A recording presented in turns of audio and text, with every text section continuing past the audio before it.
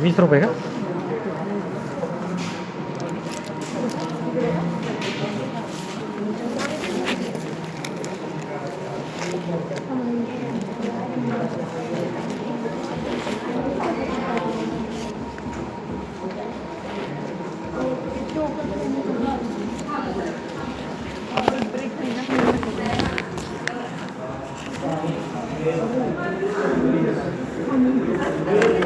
ह्याची पावती द्या त्याची. ₹20 घेताय ना तुम्ही, त्याची पावती द्या.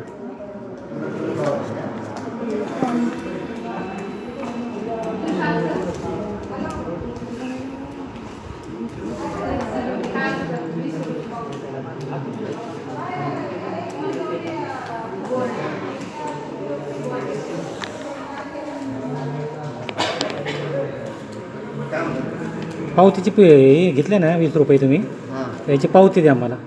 म्हणजे मला पावती, तुम्ही सगळे पावती सगळं पकडूनच पकडता ना? नाही नाही, पावती द्यायला नाही सांगितलं. ऑफलाईन पावत्या बंद केल्या. कोणी सांगितलं बंद करायला? तुम्ही जे पैसे आकारणार आहे उत्पन्न दाखल्याचे, त्याची पावती देणार नाही का? नाही, ते द्यायला ऑफलाईनची पावती येणार नाही, तुम्हाला ऑनलाईनची पावती भेटेल. ह्याचे जे पैसे घेतले मला ह्याची पावती द्या ना तुम्ही. तेच म्हणलं, ऑफलाईनची पावती येणार नाही, ते बंद केलं सर. मला लिहून द्या. ह्याचे द्या, ते ह्याचे पैसे द्या, ते पावती द्या. ते सांगू ना आपण, हां साहेबांसमोर सांगतो. मग सांगतो, मग ह्याची पावती द्या मला. म्हणजे सगळ्या गोष्टीला तुम्ही पावती घेतल्याशिवाय हे करत नाही, बरोबर ना? ते साहेबांसमोर सांगतो. हां, मग मला पावती द्या, लिहून द्या ह्याच्यावर.